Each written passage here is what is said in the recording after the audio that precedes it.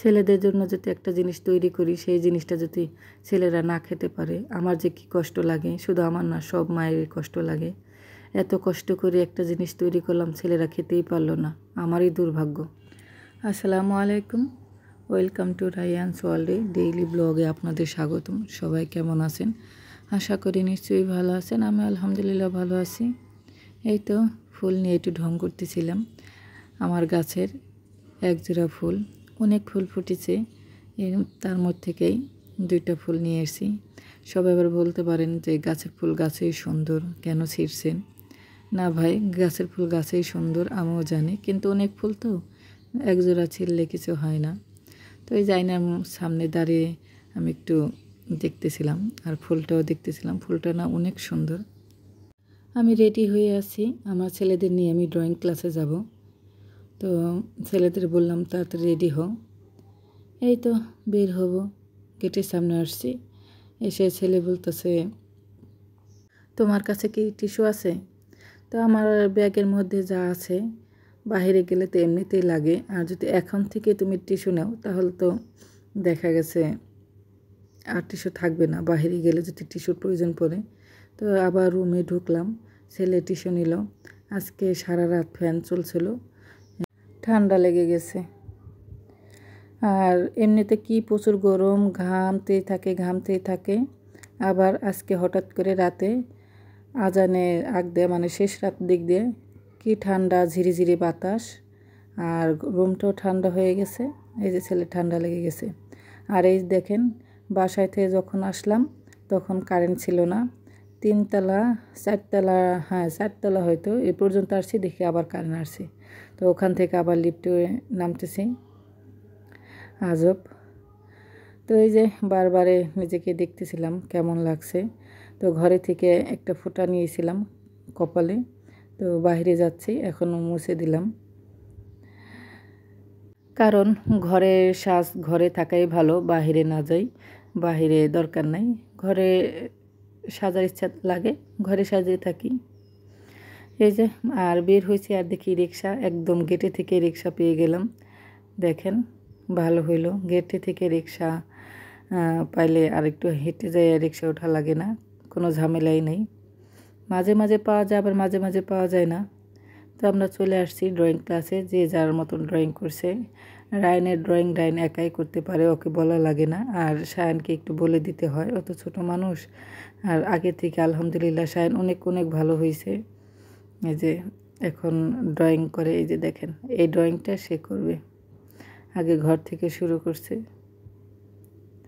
High দিতে আছে আপনাদের, সবাই কিন্তু দোয়া করবেন। আর এখানে অনেক স্টুডেন্ট, এখন তো সকাল টাইম, এর জন্য স্টুডেন্ট কম। বিকালে 3টার পর থেকে আরও স্টুডেন্ট থাকে। তো আজকে সায়েন্সকে এই খাতাটা দেওয়া হয়েছে। তো আমি বললাম, স্যার একটু নামটা লিখে দেন। তো স্যারের নাম লিখে দিচ্ছি, কত সুন্দর করে দেখেন।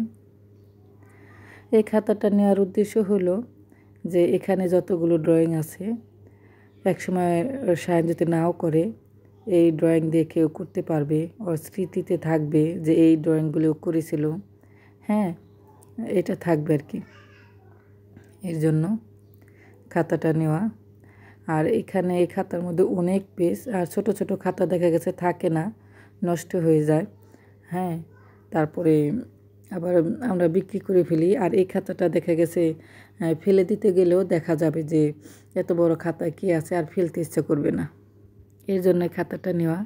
আর এখানে ড্রয়িং করলে রয়ে যাবে। আর এই খাতাটার মধ্যে শুধু স্যারেই ড্রয়িং করবে, আর কেউ করবে না। স্যারে দেখাই দিবে, আর সায়ান অন্য খাতায় করবে। এটা স্যারের খাতা, কিন্তু এটা রয়ে যাবে।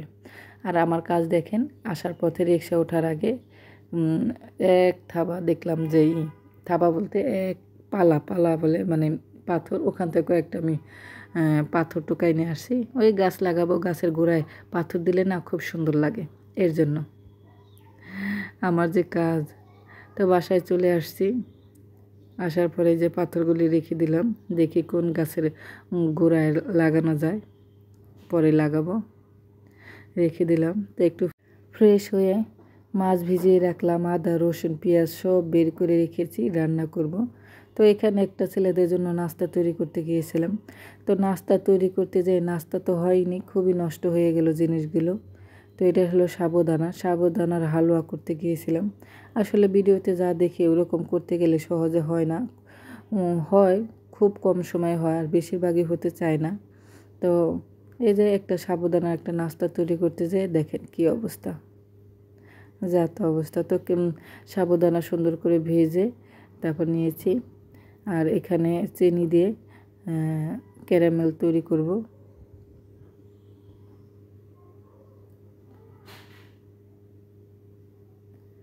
ক্যারামেলটা হচ্ছে না, একটু পানি দিয়ে করলে তাড়াতাড়ি হয়ে যায়, কিন্তু যে ভিডিওটা দেখছিলাম সেখানে পানি দেয় নেই, পানি ছাড়াই সুন্দর করে ক্যারামেল তৈরি করলো। আমিও ভাবলাম যে একটু পানি ছাড়াই দেখি ক্যারামেল তৈরি করি। তো এই পর্যায়ে তো ভালো ছিল। দেখেন এই পর্যায়েও আমরা একটু বেশি রকম করতে যাই, দেখেন না মানে মানে জিনিসটাই নষ্ট হয়ে যায়। কেন এখন একটু পানি দিয়ে দিই না, তা না, মানে আর একটু বেশি করতে যাই, এই যে এখন তো নিচ দিয়ে লেগেই গেল, এখন পানি দিতে যাই, এই যে দেখেন একটু কালো কালো হয়ে গেল, মানে একটু তিতা হয়ে গেল। গরম পানি দিছি তো তাই একটু ছিঁড়ছে, তো যাক অল্প একটু ছিঁড়ছে, কোনো ব্যাপার না। তো এই হলো। তো একটু আগে যদি পানি দিতাম তাহলে এটা না তিতে হতো না। তো বাচ্চারা তো খেতে পারেনি, এই যে তারপরেও দেখেন ভালো করে জাল দিয়ে বলক আনিয়ে, এখনও যদি এইগুলো যদি ফেলে দিয়ে ফিরে আবার ক্যারামেল করতাম তাও বোধহয় ভালো হতো। শুধু চিনি ফালানোর ভয় এখন আমার অনেক কিছুই ফালানো গেল। তো এই যে সাবুদানা একটু বাড়তেছি, সবাই যে ভিডিওটা দেখলাম সেখানে সাবুদানা পাউডার দিয়েছিল। তো আমার তো মিক্সার ব্লেন্ডার নেই, আমি আর কি করলাম যে পাটায় বেটে এই যে এগুলি করলাম পাউডার বানানোর চেষ্টা, কিন্তু পাউডার তো হয়নি, হয়ে গেল সুজি। তো 3টা ডিম নিলাম, 3টা ডিম নিয়ে ডিম 3টাই ফালানো গেল। প্রথম চিনির মায়া করলাম, চিনির মায়া করে দেখা গেছে আমার সব কিছু ফালানো, 3টা ডিমই ফালানো, 3টা ডিম কম কথা বলেন।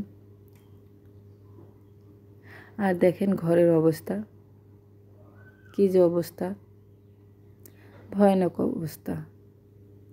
একটা খাবার রেডি করতে গেলে কতটা যে ঝামেলা একমাত্র গৃহিণীরাই জানে, আর কেউ না। তারা তো অনেকে ভাবে যে এইটা সাধারণ জিনিস, কোনো ব্যাপারই না, কিছুই না, এটা আবার কি। দেখেন ঘরের কী অবস্থা। তারপরও যদি হতো, যদি খাওয়া যেত, আমার ছেলেরা যদি খেতে পারতো, এটাই শান্তি। কিন্তু এখনও দেখেন কত সুন্দর হইল, কিন্তু পরে যায় দেখি যে এটা তিতো হয়ে গেছে, মানে আমার ছেলেরা খেতে পারে না, তিতো হয়ে গেছে। এমনি সবই ভালো ছিল, তেতোটা না লাগলেই একদম তিতা। তো ওটা ঠান্ডা করার জন্য রেখে দিয়েছি। আর এইদিকে দেখেন আমি যে রান্না করেছি, রান্নার ভিডিওটা করতেও আজকে ভালো লাগে নাই। এই হালুয়াটা তৈরি করতে যায় আজকে সবই কাজে লেড়াবেড়া হয়ে গেছে। তো ডাল রান্না করছি, আর হলো কই মাছ ভুনা করছি। তো এই ভাতটা বেরিয়েছিলাম আমার বড় ছেলের জন্যে, সে মাছ দা ভাত খাবে না, ডাল দা ভাত খাবে। তার ভাত আমারকে দিয়ে আমার ভাতটা ডাল দিয়ে নিয়ে গেল, মাছ খাবে না। এই ছেলেদের নিয়ে পড়েছে আর এক জ্বালা, তারা মাছ খাবেই না, মাছ দেখলে তাদের মনে হয় অ্যালার্জি। মাংস আর ডাল, মাংস যদি নাও থাকে তাহলে ডাল দা ভাত দাও, না হলে ভর্তা দা ভাত দাও, তাও মাছ দিয়ে ভাত খাবে না। সেই মাছ ভাত আমার খাওয়া লাগলো, ও ডাল দিয়ে ভাত খেলো। আর এই যে এই যে হালুয়াটা দেখেন কত শক্ত হয়েছে। জিনিসটা এমনিতে ভালোই হয়েছিল, খারাপ হয় নাই, কিন্তু খাওয়ার সময় তিতা লাগছে, আর কিচ্ছু না। খাবারের সময় একটু তিতা, এমনি গ্রানটাও ভালো, ঘি দিয়েছিলাম সব কিছু। তো উপর করে ঢালতে যাই দেখি ঢালা যায় না, তো আমি এইভাবে পরে চামচ দিয়ে উঠাইলাম, দেখেন এই যে এমনি ভালোই, কিন্তু তিতা হয়ে গেছে, আমারই ভুল। আরও তাড়াতাড়ি আগে যদি ক্যারামেলটা করে নিতাম তাহলে হয়তো এমন হতো না। ধর ছাতা, কি হলো। সবচেয়ে বড় কথা, যত কষ্ট করে জিনিস তৈরি করি, যদি জিনিসগুলো যদি ছেলেরা খেতে না পারে, আসলে অনেক অনেক কষ্ট লাগে, অনেক অনেক কষ্ট লাগে। এর মতন কষ্ট আর কোনো কিছুতে হয় না। এই যে যাই তৈরি করছিলাম, যদি ছেলেটা খেতে পারতো। আসলে এটা আমারই ব্যর্থতা, আমি পারিনি। ভিডিওতে যারা দেখাইছে তারা হয়তো ভালো করছে, ভালো হয়েছে, কিন্তু আমারটাই হয়তো হয়নি। যাই হোক, আমার ভিডিওটি যে যেখান থেকে দেখতেছেন কাছে দূরে, তাদের অসংখ্য ধন্যবাদ। একটা লাইক দিয়ে ভিডিও দেখবেন, ভিডিওর কোনো অংশ ভালো লাগলে কমেন্ট করবেন। তো আজকে এ পর্যন্ত, সবাই ভালো থাকবেন, আল্লাহ হাফেজ।